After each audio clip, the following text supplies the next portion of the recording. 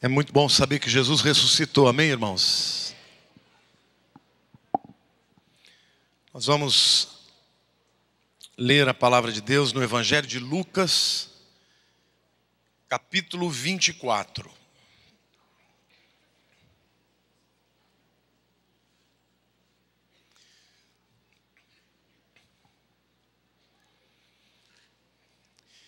Quantos aqui já conhecem o poder da ressurreição? Porque muita gente acredita que Jesus ressuscitou. Mas nós precisamos ter muito mais do que um conhecimento sobre a ressurreição de Jesus. Nós podemos experimentar o poder da sua ressurreição nas nossas vidas. Você precisa entender que a ressurreição é o divisor de águas do cristianismo com todas as demais religiões. Você pode visitar o túmulo de Buda, de Maomé, de Confúcio. Mas se você for a Jerusalém, você vai ver um túmulo que está escrito: ele não está aqui, ele ressuscitou. Amém?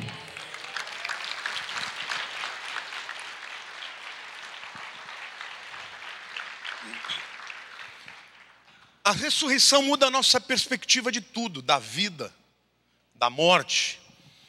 E hoje, como estamos celebrando a Páscoa, eu quero lhes falar de 4 grupos diferentes que encontraram com Jesus ressurreto.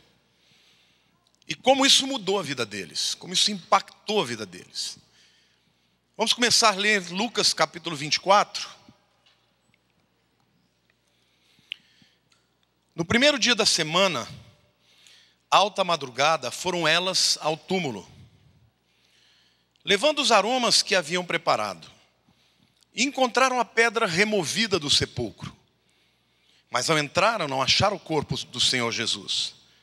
Aconteceu que, perplexa a esse respeito, apareceram-lhe 2 varões com vestes resplandecentes, 2 anjos. Estando elas possuídas de temor, baixando os olhos para o chão, eles lhes falaram: por que buscais os mortos ao que vive? Ele não está aqui, mas ressuscitou. Lembrai-vos de como vos preveniu, estando ainda na Galileia, quando disse: importa que o Filho do Homem seja entregue nas mãos de pecadores e seja crucificado, e ressuscite no 3º dia. Então se lembraram das suas palavras. E voltando do túmulo, anunciaram todas essas coisas aos 11, e a todos os mais que com eles estavam. Eram Maria Madalena, Joana e Maria, mãe de Tiago. Também as demais que estavam com elas confirmaram estas coisas aos apóstolos. Tais palavras lhes pareciam como um delírio, e não acreditaram nelas. Pedro, porém, levantando-se, correu ao sepulcro. E abaixando-se, nada mais viu, senão os lençóis de linho, e retirou-se para casa, maravilhado do que havia acontecido. A nossa primeira cena é um cemitério, é uma tumba, é um sepulcro. Um lugar que certamente todos aqui conhecem, já passaram por isso, já visitaram alguém que tenha morrido e sido enterrado. A morte, querido, é a verdade mais inexorável da vida. Desde que você nasce, você está caminhando para o seu encontro com ela. A morte, ela é democrática. Ela nos torna todos iguais, não é verdade? Ricos, pobres, cultos, simples, brancos, negros, não importa a sua cultura, a sua língua, a sua formação social. De uma coisa você pode saber: você vai morrer. E nesse sentido, diante da morte, parece que todas as diferenças se vão, né? O que a gente percebe é a nossa finitude, a nossa fragilidade. E como somos pó, viemos de lá e para lá vamos. Mas a morte podia ser só isso.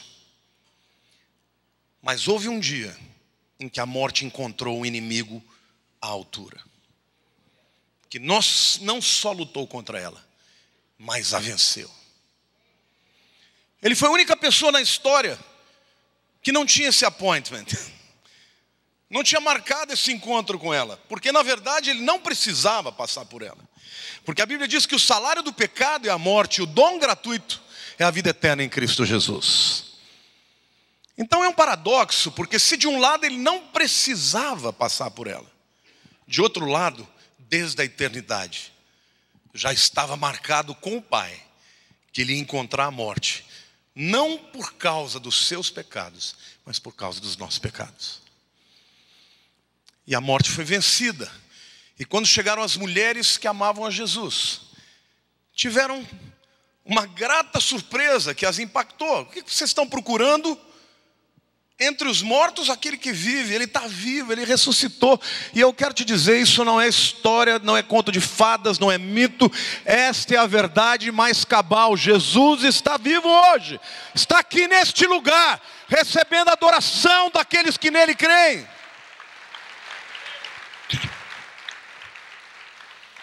Então, se por um lado a morte nos torna iguais, porque revela a nossa pequenez, a nossa finitude,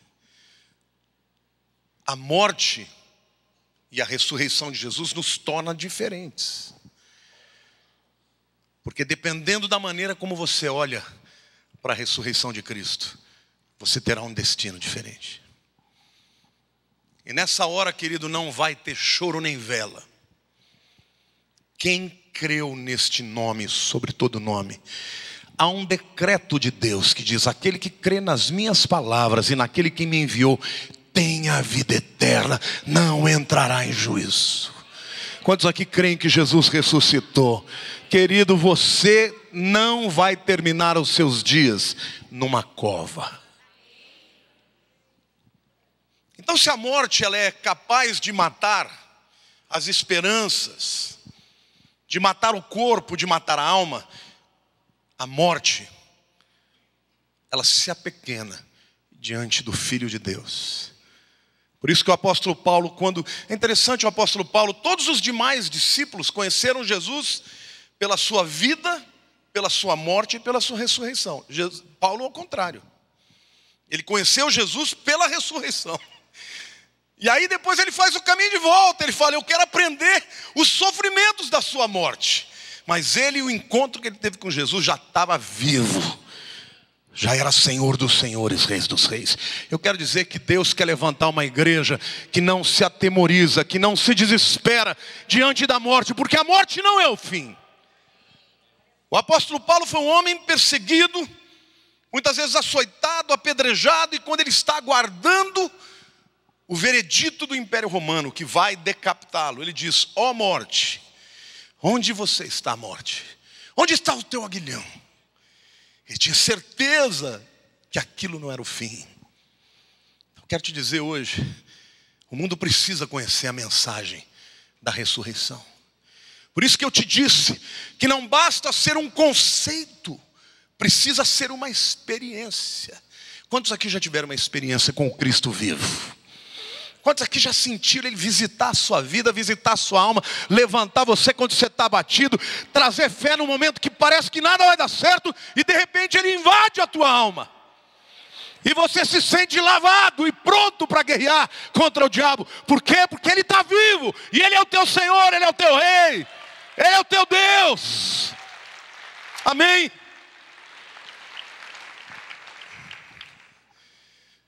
O primeiro cenário é um cenário de morte.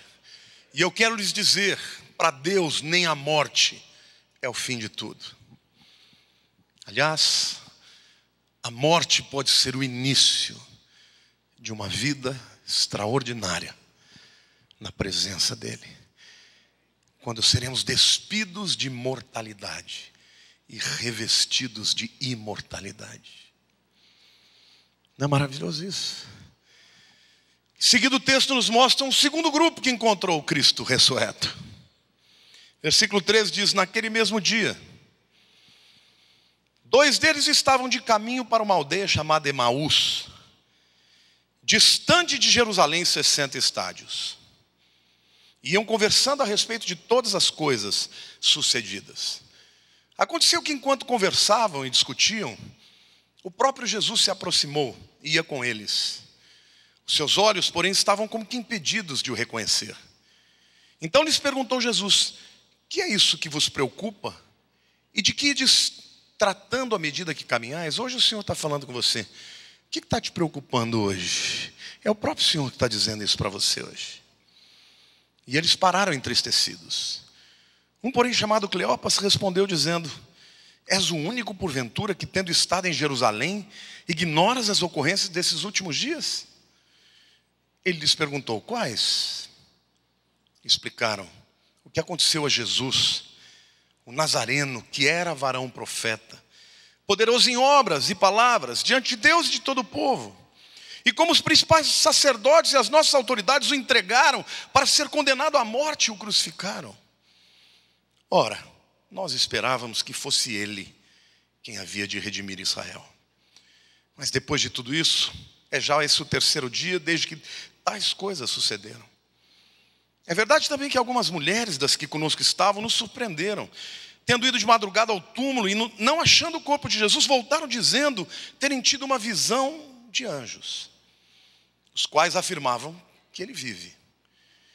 De fato, alguns dos nossos foram para o sepulcro e verificaram a exatidão do que disseram as mulheres, mas não o viram. Então lhes disse Jesus: ó nécios e tardos de coração, para crer tudo que os profetas disseram. Porventura não convinha que o Cristo padecesse e entrasse na sua glória?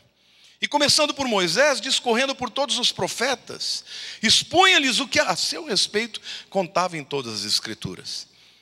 Quando se aproximavam da aldeia para onde iam, fez ele menção de ir embora, de passar adiante. Mas eles o constrangeram, dizendo: fica conosco, porque é tarde e o dia já declina.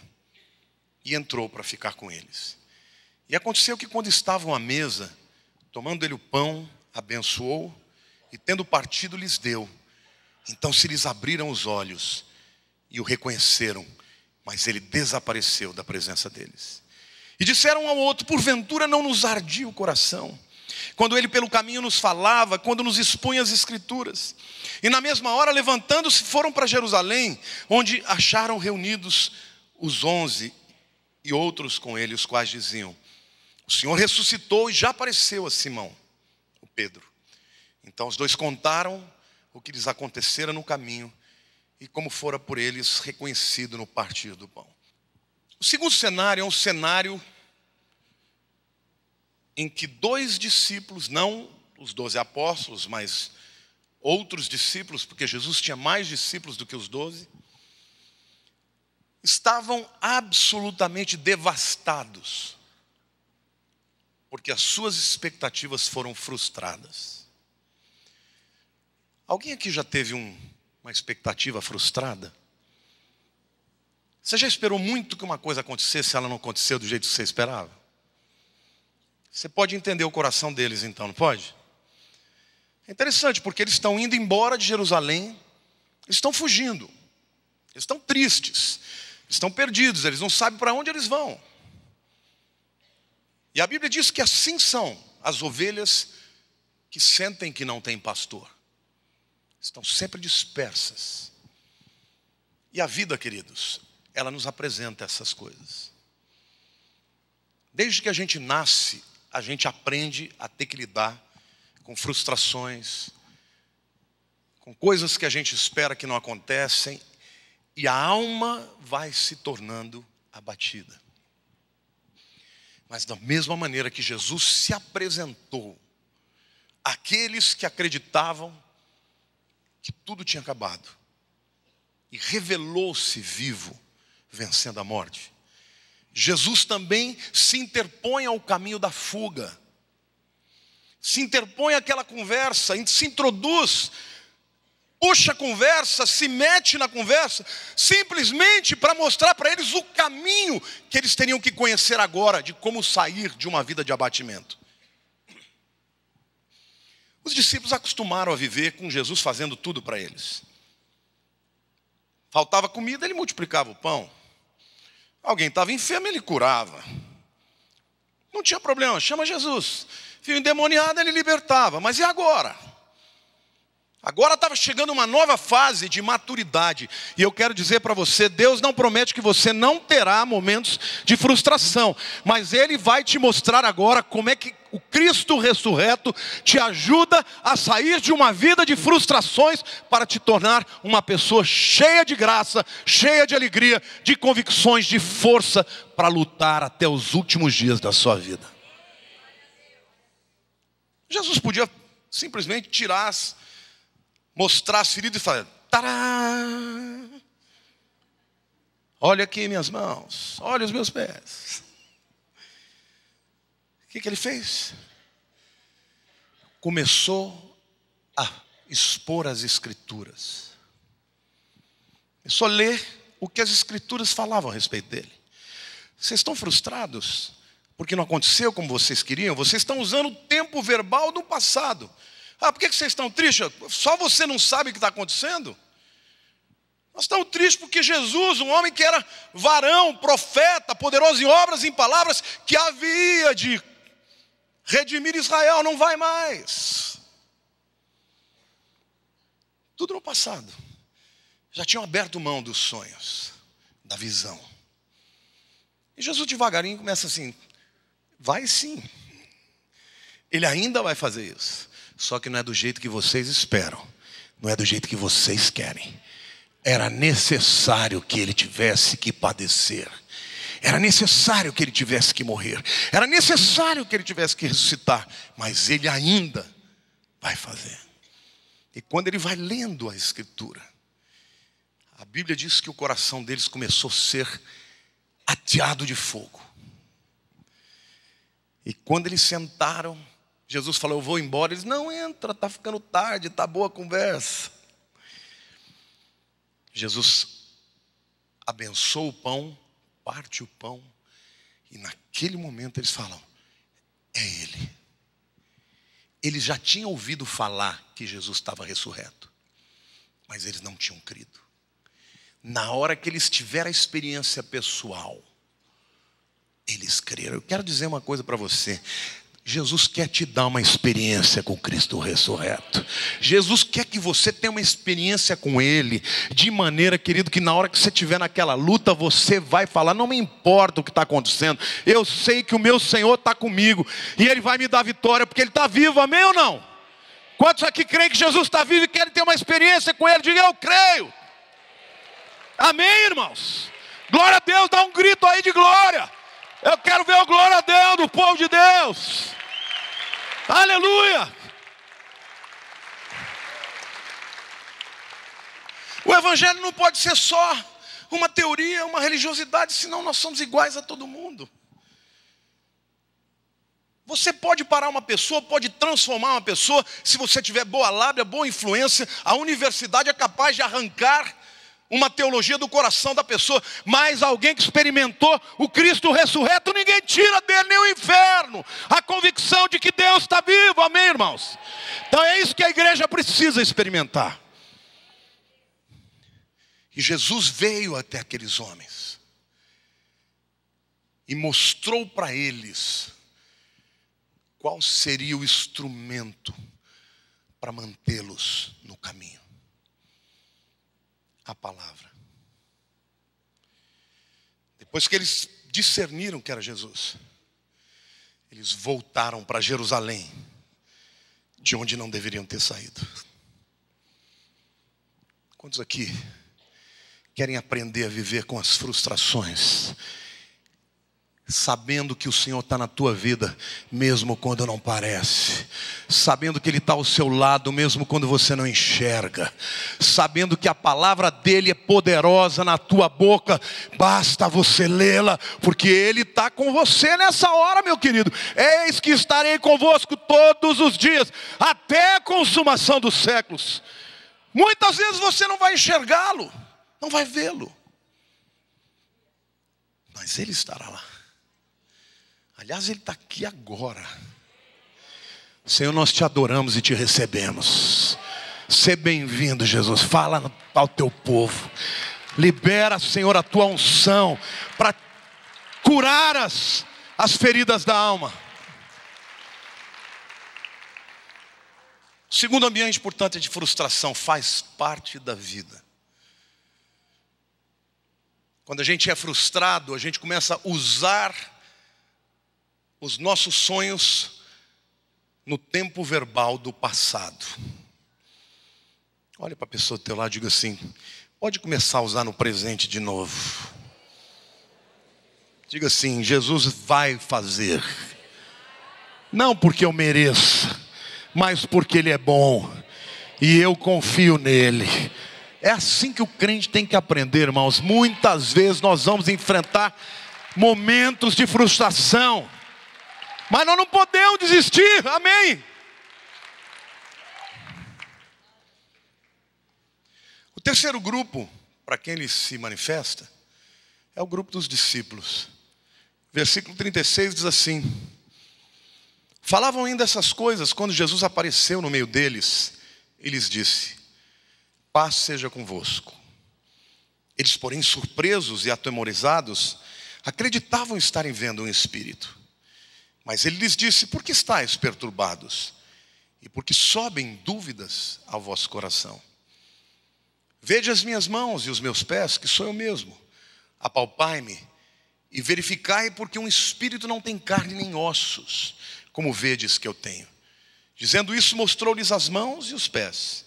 E por não acreditarem eles ainda, por causa da alegria, e estando admirados, Jesus lhes disse: tende aqui alguma coisa para comer?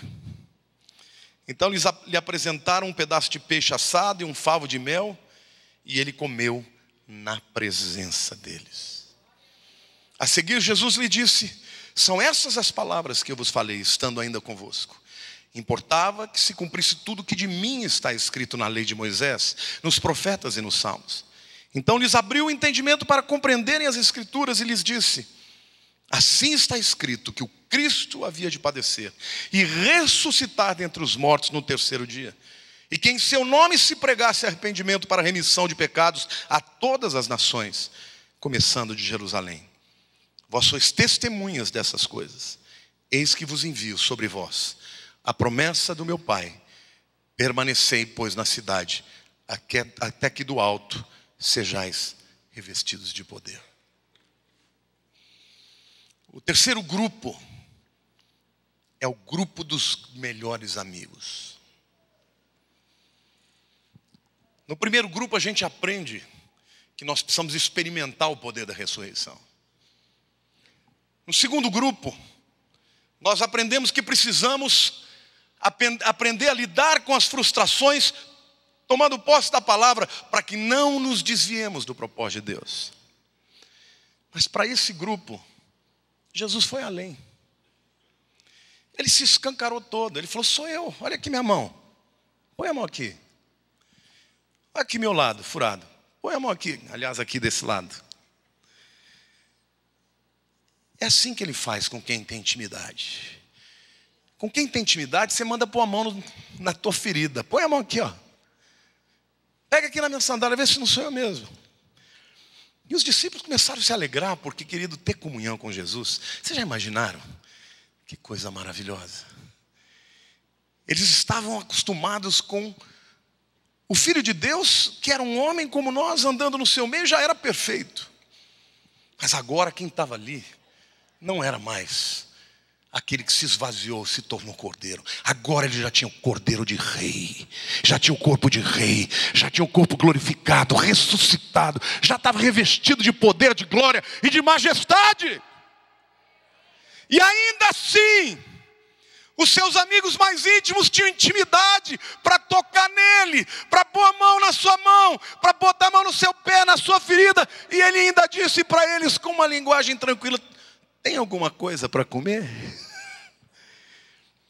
Porque, querido, se tem duas raças que amam ter comunhão na comida, uma é o italiano, outra é o judeu. Comunhão com Jesus. Ele quer ter comunhão com você. Quantos aqui querem ser amigos dele? Jesus disse para os seus discípulos: eu não os chamo de servos, porque a gente não conta nada para os servos. Eu vos chamo de amigos, porque tudo tudo eu tenho vos contado a respeito do meu Pai. Sabe que Deus quer levantar uma igreja de discípulos amigos de Jesus, que o amam, que o temem, que o servem, que andam ao seu lado, que tem comunhão com Ele e que saem do lugar do temor. Porque, queridos, sabe onde estavam os discípulos amigos de Jesus? Trancados num quarto fechado, com medo dos romanos. Depois que eles encontraram Jesus vivo, eles foram para Jerusalém esperar que do alto fossem revestidos de poder. E ninguém pôde detê-los. 11 homens indoutos, pobres, não tinham cultura, não tinham poder político, mudaram a história, irmãos. Derrubaram o Império Romano. De tanta unção e convicção. Um homem dotado de convicção de que Cristo está ressurreto. Ninguém pode pará-lo. Amém? O inimigo quer que você seja um coitadinho, amedrontado, escondido, lambendo as feridas e com medo, porque ele está se levantando e apresentando uma perspectiva, um prognóstico ruim na tua vida. Mas, querido, Jesus está ressurreto, Ele está vivo, e você é amigo dEle, e Ele cuida dos seus.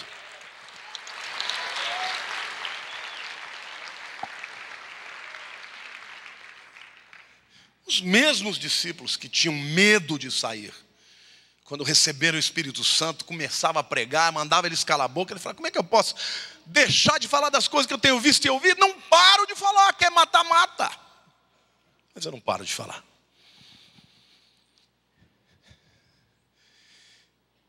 Quem é a pessoa mais importante para quem você dá a sua intimidade, a sua comunhão, o seu amor, a sua confiança? Eu espero que seja Jesus, porque Ele procura aqueles que o amam. Até Deus tem saudade dos seus amigos. Eu digo que amigo é aquela pessoa que é a graça de Deus na tua vida, não é? Porque filho, você não escolhe. Não é? Você tem um filho, você vai amá-lo incondicionalmente. Mas amigo não, amigo é aquele que você escolhe porque ele faz bem para você e você para ele. Amém ou não? A Bíblia diz que nós somos amigos de Deus. A Bíblia diz que nós somos amigos de Jesus. Amém? Ele não vai te deixar sozinho.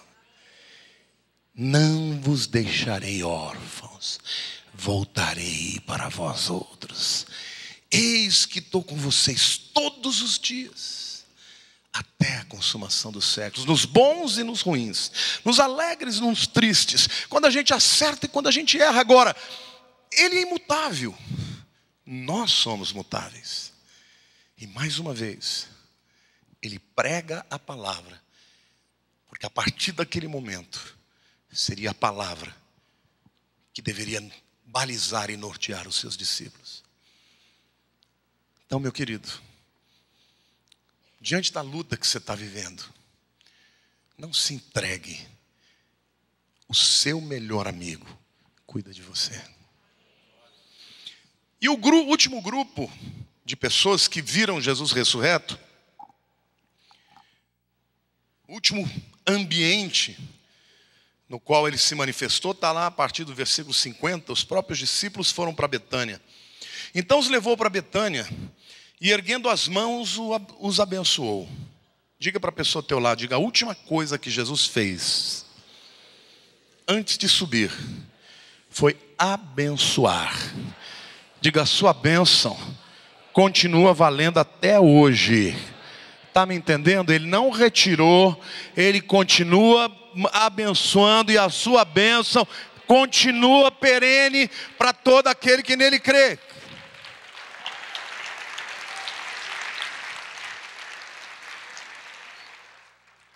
Aconteceu que enquanto os abençoava, ia se retirando deles, sendo elevado para o céu.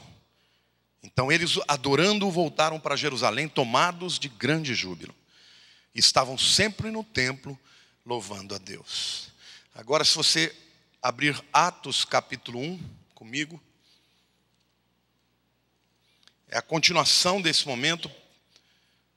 Lucas fala do que está acontecendo, para os discípulos, a partir do versículo 6, ele diz assim: então os que estavam reunidos aqui em Betânia, no Monte das Oliveiras, lhe perguntaram: Senhor, será este o tempo em que restaures o reino a Israel? Respondeu-lhes: não vos compete conhecer os tempos, as épocas que o Pai reservou pela sua exclusiva autoridade. Mas recebereis poder ao descer sobre vós o Espírito Santo, e sereis minhas testemunhas, tanto em Jerusalém, como em toda a Judéia, Samaria, até aos confins da terra. Dita estas palavras, foi Jesus elevado às alturas, à vista deles, e uma nuvem o encobriu dos seus olhos. E estando eles com os olhos fitos nos céus, enquanto Jesus subia, eis que 2 varões vestidos de branco, anjos, se puseram ao lado deles e lhes disseram: varões galileus, porque estáis olhando para as alturas, esse Jesus que dentre vós foi assunto ao céu, virá do modo como viste subir. De repente, ele os abençoa e começa a subir, devagarzinho. E os discípulos olhando. Uau! Uma nuvem o cobre, e eles ouvem a voz dos anjos dizendo: por que vocês estão tão admirados? Do mesmo jeito que ele vai subir, ele vai descer. E eu quero lhes dizer uma coisa, queridos. Jesus é soberano na história dos homens. Os reinos se levantariam e cairiam. Grandes reinos se levantaram. Esses 2000 anos em que Jesus levantou a sua igreja, a igreja teve que lutar contra o Império Romano, contra os otomanos, contra os turcos. Vieram os mongóis, Gengis Khan, o maior reino do mundo. Muitos reinos foram se levantando e aparentemente a história dos homens estava à mercê de si mesma. Mas não se iludam, meu querido. O mesmo Jesus que venceu a morte virá na data certa. Ele não chegará adiantado e nem atrasado. E os homens que se preparem para a sua vinda. Muitos acreditam que ele é um fraco. Como eu disse, Nietzsche, um neto de pastor, filho de pastor, que escreveu diversos livros, ele tinha uma teoria. Ele dizia que a pessoa mais digna do Novo Testamento era Pilatos. Que Jesus era um fraco, que o cristianismo era uma religião de fracos, de escravos. Ele escreveu o Super-Homem, ele escreveu o Anticristo, ele escreveu Além do Bem e do Mal, livros que mostram que o homem, para prevalecer, ele tem que viver na sua própria consciência e fazer o que ele quiser. Você quer uma coisa, não peça para ninguém, vá lá e tome. E essa mentalidade influenciou Hitler, Stalin, Mussolini, líderes que no século XX se tornaram os maiores carniceiros de todos os tempos. Onde estão todos eles? Mortos, envergonhados. Hitler, que acreditou que o seu Reich seria capaz de trazer paz e dominação por 1000 anos, não foi capaz de dominar mais do que 6 anos e morreu envergonhado dentro de um bunker. Ou assassinado, ou na própria, ele mesmo se matou, ou como alguns conspiradores dizem que fugiu e ficou escondido. Mussolini não pode ser mencionado na nação que ele dominou, no império que ele ajudou a construir. E Jesus, faz 2000 anos que ele continua transformando vidas. Faz 2000 anos que ele continua transformando casamentos, transformando lares, transformando os drogados em homens libertos, pessoas amarradas pela prostituição em homens santos. Ele é vivo.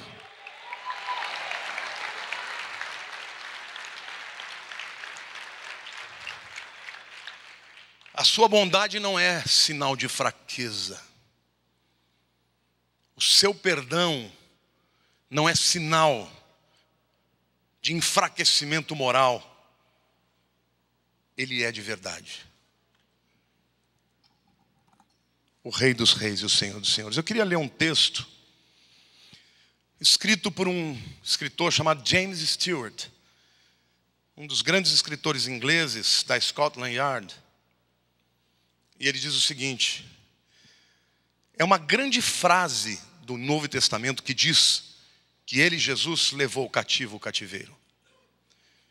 O triunfo de Cristo sobre os seus inimigos está no fato que ele os usou para a sua própria derrota. Ele usou os seus intentos sombrios para servir para o seu propósito, e não o deles.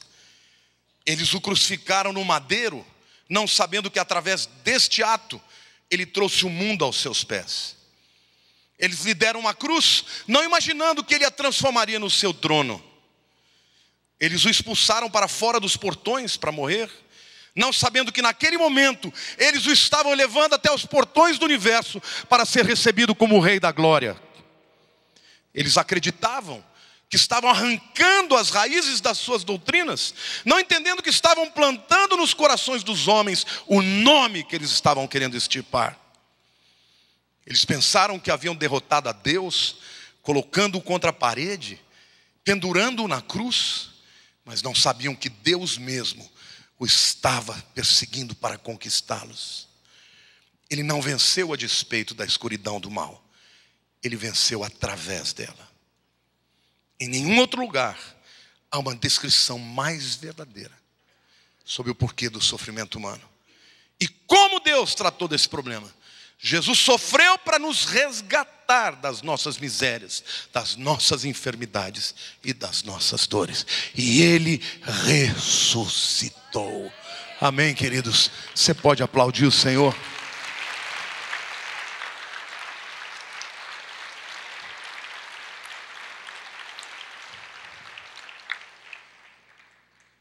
Em primeiro lugar, quando você entrega a sua vida a Ele, você aprende que não existe fim da linha. Mesmo a morte, que pode ser o fim aos olhos humanos, não é o fim para Deus, porque Jesus está vivo. Em segundo lugar, você aprende que frustrações fazem parte da vida, mas você não tem que se afugentar, perder a sua visão, perder a sua fé, perder os seus sonhos e fugir do propósito de Deus, porque Jesus sempre estará na tua vida, na tua presença, para te trazer de volta e para fazer das circunstâncias instrumentos de glória para o seu nome e de maturidade para a nossa vida.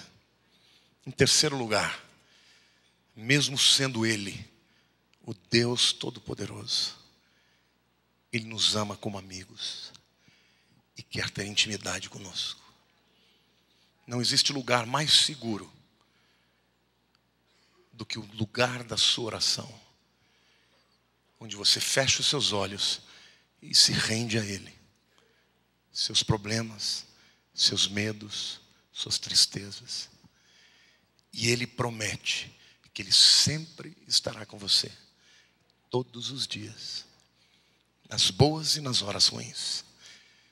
Agora, querido, se Ele está conosco, a gente sabe que no final vai dar tudo certo. E por último lugar, não se esqueça, Ele é Senhor dos senhores. Um dia todos os homens vão se dobrar perante Ele. Eu quero ver o Nietzsche, eu quero ver o Hitler, eu quero ver o Mussolini, o Stalin, eu quero ver o Adolf Eichmann, eu quero ver todos os homens que zombaram deles, eu quero ver Voltaire, eu quero ver todos os homens dizendo: Jesus, Tu és Senhor, porque a palavra de Deus diz que Ele recebeu um nome sobre todo nome, diante de qual todo joelho se dobrará e toda língua confessará: Jesus Cristo é o Senhor. Aleluia.